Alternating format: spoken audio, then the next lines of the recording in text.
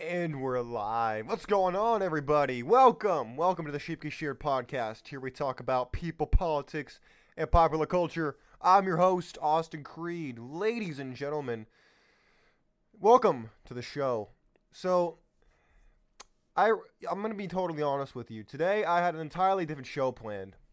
Today, I was planning on talking about a part 2 to my original Power and Prowess, talking about human dynamics, talking about your resume, talking about the laws of power. All these things are incredibly important to the everyday experience.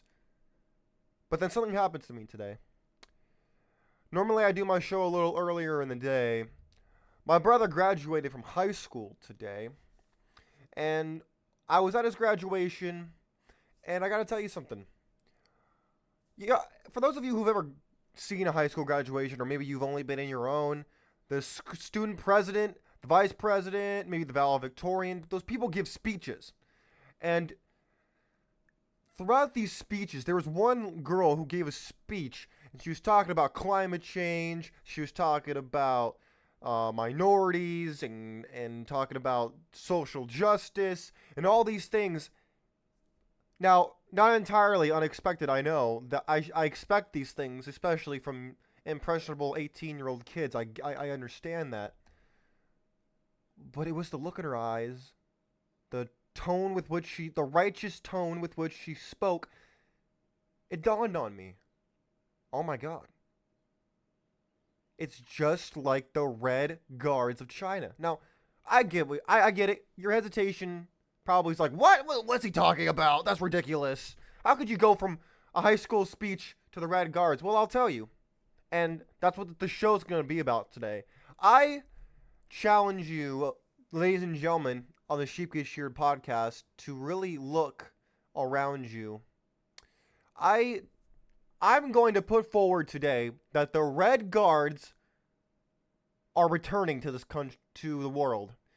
They left the world when Mao Zedong, that gutter rat, that scum of human waste, died. May he burn in hell. Who resulted in a death of over 40 million Chinese. I think it was 40 million died. We saw the Red Guards leave. But I would challenge you today to look around and tell me that you don't see the Red Guards returning in mass, in droves. That's what we're talking about today. We're talking about the cult known as communism. We're going to talk about... I'm going to show you today, we're going to look at an interview from Yuri Bezmenov. I don't know if you've heard of him before. He was a member in good standing of the KGB who defected to America. And you're going to listen to this interview he did back in 1993. No, 83. Sorry, not 90. Back in the 1980s. And it's eerie, because you'll look today, 40 years later, and everything he talks about comes to pass. It's scary. So if you want a bone-chilling show, you came to the right place, because that's what we're doing today. And then we're going to top it off with looking at the difference in political affiliation based upon education and based upon how you identify or what demographic you're from. We're going to look at that as well. But before we get started, for those of you who are new to the show, I welcome you. Welcome to the best show on YouTube. Welcome to the best information you're going to get today. And that includes anybody in the conservative media. And I ask a lot of questions and make a lot of points throughout the show. And if you have anything you want to add, you can find me on Twitter at Aussie Creed or at Austin Creed on Twitter. Or you can engage in a conversation in the comment section on whatever platform you may be watching or listening to the show on. So without further ado, my friends, we're going to hop right in. And I will not leave you in the dark any longer. Here's where we're going to start today. We are going to start with who the Red Guards are. Give me 1 second. And then we're going to then lead into the Yuri Bezmenov interview. So, .com right now. we're going to look about the Red Guards. So for those of you who don't know what the Red Guards, who they are, what they stood for, where they originated from, don't worry about it, because we're tackling that right now. So for those of you who are not very familiar with history, I pity you. You should get that checked out as soon as possible, because you're the people who will repeat history, but you won't see it as a repeat of history because you don't even know what the history was to begin with. So we're going to get started. The Red Guards were the brown shirts equivalent that were used during the Chinese Cultural Revolution. And that's what brings us to this article. During the Cultural Revolution in China, Mao Zedong mobilized groups of devoted young people, sound familiar? Who called themselves the Red Guards to carry out his new program. Mao sought to enforce communist dogma and to rid the nation of so-called the Four Olds. Now, what are these Four Olds? Well, here they are. Old customs, old culture, old habits, and old ideas. You feel a chill go down your spine yet? Don't worry, we're just getting started. That's the first paragraph. Old customs, old culture, old habits, and old ideas. Let me ask you something. If you're under the age of 30, 35, how many people do you hear talk about progression, talking about getting rid of the past and changing to progress towards the future, making it better, more inclusive, more tolerant? They use this positive language to signify the people who don't fit in that category are going to go down. In other words, they use positive language for people who are on board with their program, and if you're not, oh man, you're in trouble. I did an entire show on that. You can look up that one. I did an entire show on how the left uses positive language to inflict negative, sometimes violent behavior against you. But we're going to keep going. This cultural revolution was an obvious bid for a return to relevancy by the founder of the People's Republic of China. See how clever that is? The People's Republic. Workers of the world unite was the slogan of the Communist Manifesto that was written by Karl Marx, Lenin, Engels, people like that, yes. They call it the People's Republic. Meanwhile, it's the people who are suffering the most. You get the picture? And now I want you to keep in mind as I'm reading this, he talks about young people. Notice he didn't get the intellectuals. He didn't get the scientists. He didn't get the authors. He didn't get the He didn't get the philosophers. He didn't get the historians. He got the young, impressionable people in college, in high school, on his program. That's the problem. He didn't get the educated people. He got the youth. We're going to keep going. This Cultural Revolution was an obvious bid for return to relevancy from the founder of the People's Republic of China, who had been sidelined after some of his more disastrous policies, such as the Great Leap Forward, which resulted in the death of 30 million Chinese from starvation alone, killing tens of millions, what did I just say, of Chinese. Boom, there it is. Now, here's the impact they left on China. The first Red Guard groups were made up of students ranging from as young as elementary school, hello America, up to university students. Again, young people who don't know history, they don't know philosophy, they don't know anything other than what is told to them by the parents or the state. Let's continue. As the Cultural Revolution gained momentum, mostly among younger workers and peasants, they joined the movement as well. Of course they did. The people are used as pawns until they're no longer useful to the people in power. Now, this has been used multiple times. French Revolution, the Russian Revolution, China, Cambodia, arguably right now in America, happening in Canada as well.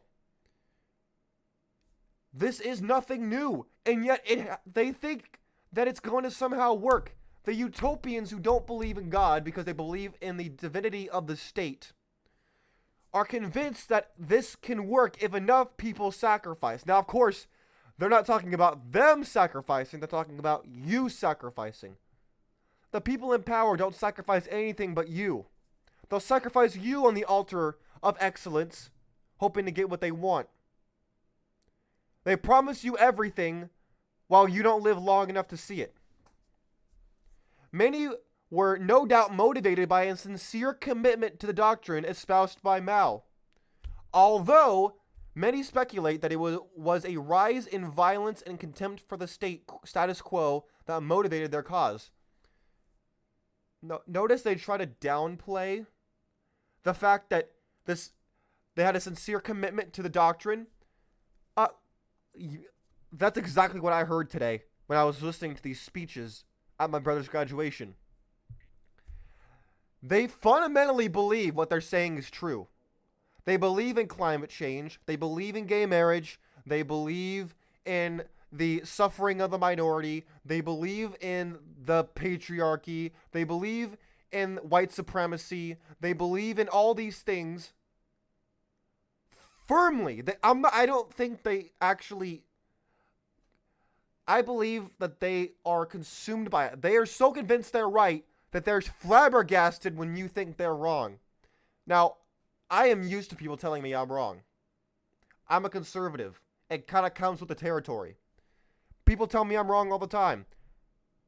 And I actually listen to their other side of the argument because I want to make sure that I'm actually in the right instead of just having righteous indignation and then saying, you know what?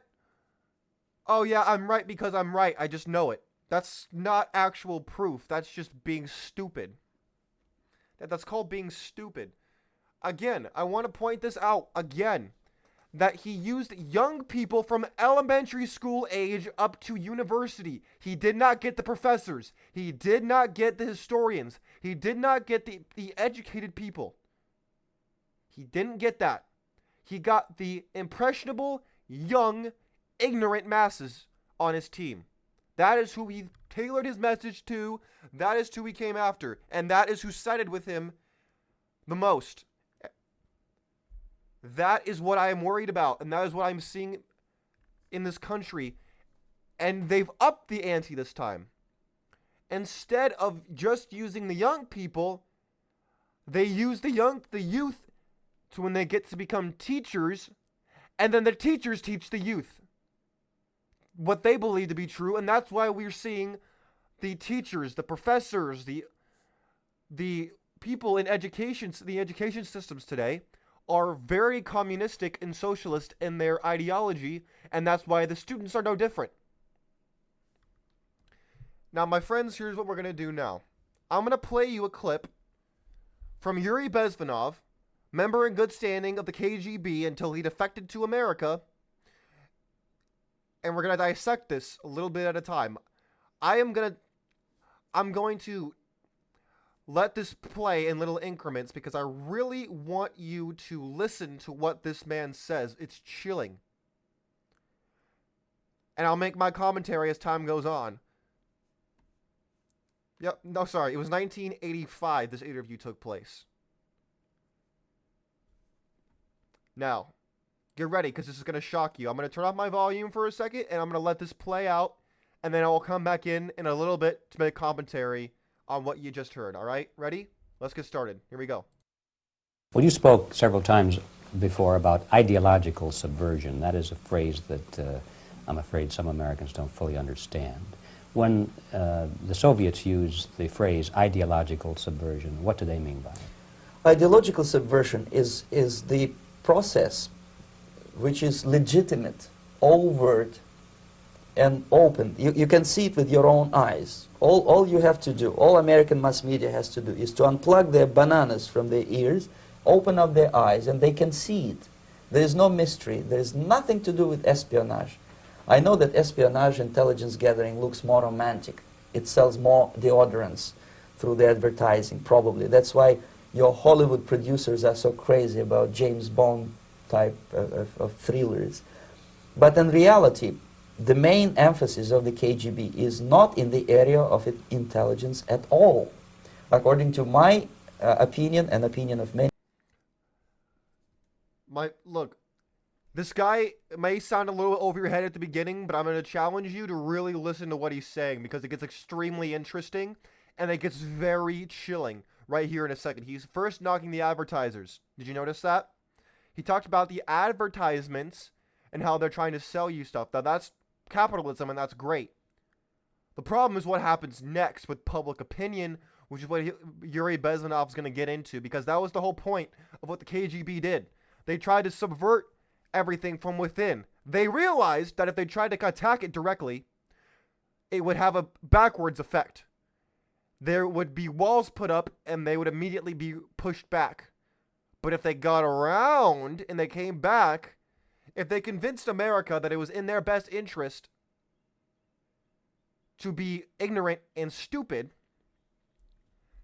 then there would be no issue. Now, that's extremely important, and I want you to continue to listen to what comes next, because this gets very bone-chilling, alright? Now, let's continue. Alright, I want to play a little bit more of it, okay? You ready? Many defectors of my caliber, only about 15% of time, money, and manpower is spent on espionage as such. The other 85% is a slow process which we call either ideological subversion or active measures, активные мероприятия in the language of the KGB, or psychological warfare. What it basically means is to change the perception of reality of every American to such an extent that despite of the abundance of information, no one is able to come to sensible conclusions in the interests of defending themselves, their families, their community, and their country. It's a great brainwashing process. You notice you say the brainwashing process? Did you notice that? Did you notice how chilling that is? Look, I get it. This is kind of hard to follow a little bit. But he's talking about the public perception. He's talking about how they're attacking from within. They're not attacking outright. It's not about spying on you. It's not about getting one over on you.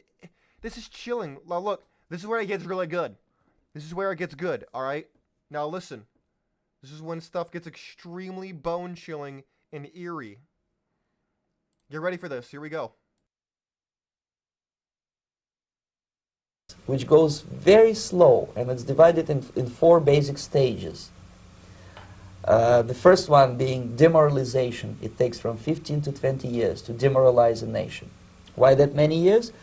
Because this is the minimum number of years which requires to educate one generation of students in the country of your enemy, exposed to the ideology of the enemy. In other words, Marxism-Leninism ideology is being pumped into the soft heads of at least 3 generations of American students without being challenged or counterbalanced by the basic values of Americanism, American patriotism. The result you can see. Most of the people who graduated in the 60s, dropouts or half-baked intellectuals,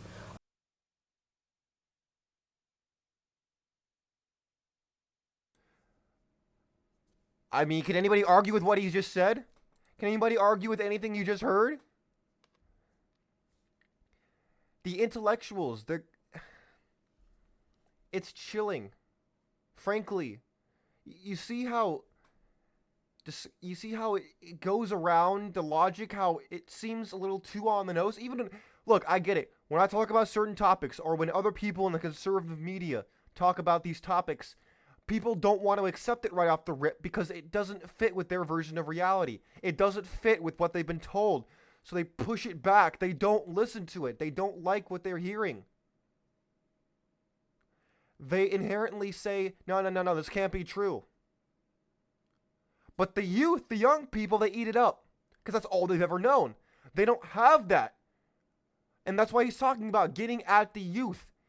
Because the youth are not going to say, wait a minute, but I heard this, And so that can't be true. No.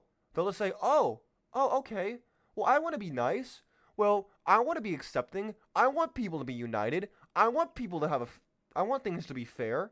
And so they'll buy it, hook, line, and sinker. And I don't blame them. That's the worst part. I don't blame them. That's all they know. It's hard to, if you don't know what you don't know, you have no idea that you're wrong or that you're mistaken. You see how backwards that is? You see how just frankly topsy-turvy that is? Now, I could play the whole rest of this interview, but the show would last forever. I think you get the main gist of what I'm talking about here. The main point, my friends, is this.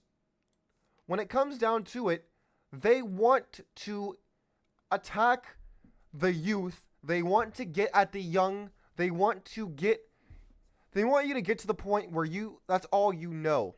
There's no debate. There's just the truth and the lie.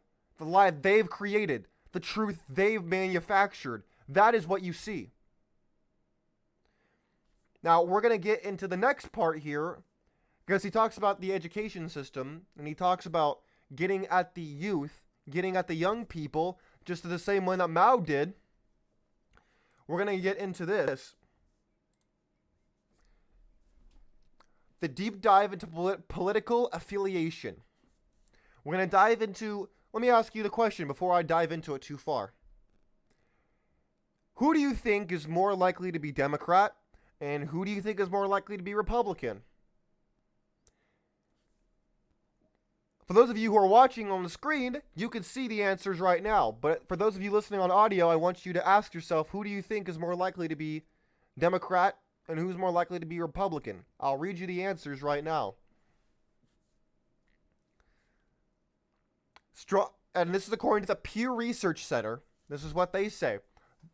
Here's the statistic. It says strong groups for the Democratic and Republican parties. Here it is. Groups that tilt Republican. Mormons. I'm sure you could have guessed that one. 70% tilt Republican, 22% tilt Democrat. White evangelical Protestants, 68% lean towards Republican. I don't know if that's true. I would challenge that. I don't know if that's true. I mean, I don't have statistical data on hand to back to that doesn't make sense to me, because a lot of Christians I know, they're a little more on the liberal side, but it's anecdotal at best. I get it. I just would challenge that a little bit.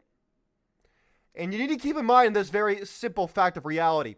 People are more likely to take a poll like this and lean left than they are to go right, because it's more popular to go left than right. Because if you're right, people think that if you're on the right, then you're a Neanderthal, that you're stupid, you're uneducated, blah, blah, blah, blah, blah. Versus if you're on the left, you're so smart and sophisticated, and you definitely need to vote for the evil Donald Trump. But let's keep going. White Southerners. I love how they're injecting race into this as if to imply that only white people are Republican, when last time I checked, that's false. In fact, there's a lot of Hispanics who are going towards being Republican because they realize that the illegal immigration is out of control, and if they're actually American citizens, they don't like this because it all gives them a bad name. Or they fled from Cuba, which is a complete communist country, and they know what communism does, and they live in Florida. But they're saying that the evangelical Protestants are 68% Republican and 22% Democrat. Southerners, 55 to 34. They say white men, some college or less. So I'm assuming that white women are not on this list. Okay, interesting. No, actually, no, not really. I take that back. White men, some college or less, they say are 54% Republican and 33% Democrat. White in general, which, okay, they say white people in general, 49% Republican and 40% Democrat. That's nonsense. That's nonsense. Obama wouldn't have gotten elected with, and Joe Biden wouldn't have gotten elected with those numbers, which either begs the question of the election being legitimate or this poll being legitimate. So you can take that with however you want. The silent generation, in other words, the people who are actually old enough to remember the Soviet Union and what communism actually does to people. Maybe they fled the Soviet Union. 47% Republican and 43% Democrat. Well, let's get down to the Democrat list. Here it is. Blacks. They say that blacks are 80% Democrat and 11% Republican. Wow. Wow. That's,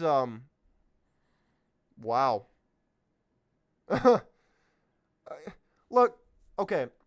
Here's my question. If you're black and you're listening to the show or you're watching the show, here's my question to you. Why do you vote Democrat? No, like, actually, why do you vote Democrat? Because, last time I checked, if you want to look at history for about 5 minutes, Abraham Lincoln was a Republican president, and it was the Democratic South who seceded from the Union to keep their slaves, who last time I checked were black, and yet the black people are the ones who backed the Democrat Party, who are the ones who put them in chains, for God's sakes, and yet here they are supporting them. How do you do that? How do you support the people who used to put you in chains? Unless you immigrated to this country and you don't know any better. I don't get it. How did the Democrat Party rewrite their history to the point where they think that they represent the minorities when they hate you if you're a minority? They hate you. They hate you if you're a minority. Historically.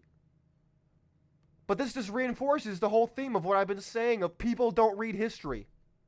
And they repeat it over and over again and they don't know how it happens. Let's keep going down this list before I get thrown off the internet for being too realistic and too raw. Asians, they say, are 65% Democrat and 23% Republican. That's interesting. I wouldn't have guessed that one. Religiously unaffiliated, in other words, atheists, or pantheists, or polytheists, 61% Democrat and 25% Republican. Okay. I could see that.